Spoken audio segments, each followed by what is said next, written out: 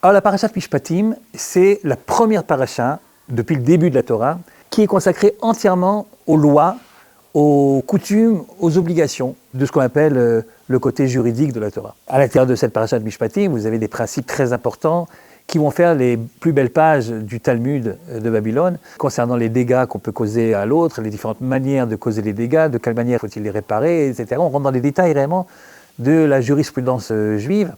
Et c'est une paracha qui fait suite à celle de Yitro. Yitro, c'est la paracha du don, on raconte le don de la Torah. Et là, on interrompt le récit.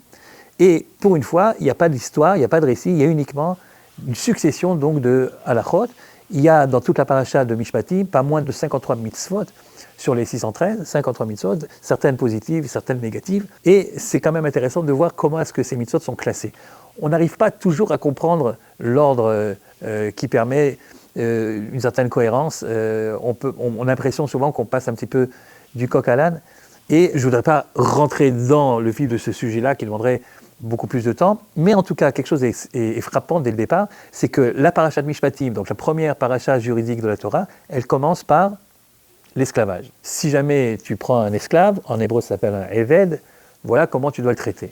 Et très rapidement, en regardant un petit peu les lois concernant l'esclavage, on s'aperçoit qu'il s'agit en fait, non pas de régler ou de régulariser la manière d'avoir des esclaves, mais de manière assez évidente, l'abolition de l'esclavage. En tout cas, l'abolition de l'esclavage tel qu'il était pratiqué, connu à l'époque. C'est pas qu'il n'y a plus d'esclaves du tout, mais les lois concernant l'esclave sont tellement différentes de celles qui étaient en vigueur que finalement, c'est plus des esclaves. D'ailleurs, le premier verset de la paracha dit la chose suivante. Ki tikne eved ivri, quand tu iras acquérir un esclave hébreu, shesh anim ya'avod, il pourra travailler pendant 6 ans, je rajoute un maximum, ou bashvi yetze lachofshi, mais la 7e année, il devra partir, il sera libre. À partir du moment où tu limites déjà dans le temps la période possible de l'esclavage, déjà, c'est plus l'esclavage.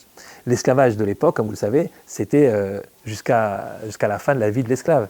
Il n'y avait pas de situation où l'esclave était affranchi de manière obligatoire, où le maître était obligé de l'affranchir pour une raison X ou Y. Et la paracha qui parle de ça, elle commence par justement nous dire, attention, tu n'es jamais esclave à vie. Et en fait, tu peux te poser la question, pourquoi la Torah commence le côté juridique par justement cette idée de il n'y a pas d'esclavage réellement. Ça fait un petit peu écho à justement ce qu'on a vu dans les 10 paroles, les 10 commandements, desquels on parle dans la paracha précédente, qui commence également par cette formule, Anochi Hashem Elokecha, Dieu se présente et dit, je suis l'Éternel ton Dieu, et non pas l'Éternel ton Dieu qui a créé le monde, mais je suis l'Éternel ton Dieu qui t'a fait sortir d'Égypte, de la maison des esclaves. À partir du moment où la paracha de cette semaine commence, et elle doit passer en revue les différentes lois, la première d'entre elles correspond au premier des commandements. Sache que le peuple juif a été créé par un phénomène historique de la libération d'esclaves. C'est en te libérant de ton statut d'esclave que tu es devenu Israël. C'est donc pas un peuple qui est épris de liberté, c'est un peuple dont la liberté est le berceau. Je suis né en me libérant des chaînes de l'esclavage. C'est pas pour rien que l'histoire de la sortie d'Égypte est devenue, pour tous les esclaves ensuite du monde, je pense évidemment d'abord aux esclaves noirs, une source d'inspiration évidente pour les différentes chansons qui ont marqué cette lutte pour l'affranchissement des peuples noirs. Let my people go, laisse partir mon peuple. C'est pas le peuple juif aspire à la liberté. Le peuple juif est né par l'acquisition de la liberté et il commence les lois par cela. Cette aspiration à la liberté, qui fait partie de l'ADN, si vous voulez, d'Israël, a d'ailleurs choqué les nations du monde de l'époque, qui étaient divisées, comme vous le savez, entre il y avait les esclaves et les hommes libres. Les hommes libres ne travaillaient jamais, et ça leur permettait de réfléchir à toutes sortes de choses, et les autres travaillaient tout le temps. Et de voir tout d'un coup un peuple où tout le monde s'arrête le même jour, ou pendant les fêtes, etc., ça a été quelque chose qui était une révélation, qui n'a pas toujours été compris comme elle aurait dû, mais en tout cas qui a choqué les esprits de l'époque. Si vous voulez, qu'est-ce que c'est que les temps messianiques ? D'après Maïmonide, les temps messianiques, c'est les temps où les peuples ne seront plus esclaves les uns des autres, où il n'y aura plus, si vous voulez, d'impérialisme.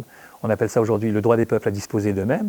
Et cette vision eschatologique des temps messianiques, eh bien, est déjà appliquée à l'intérieur du peuple juif, qui préfigure à l'échelle de notre peuple ce qui va être plus tard le lot de l'humanité. C'est-à-dire un peuple où plus personne n'est réellement esclave de l'autre. Si tu es esclave de quelqu'un, tu ne peux pas exprimer ta propre volonté, et donc ton identité est évidemment écrasée pour être dominée par celle de ton maître.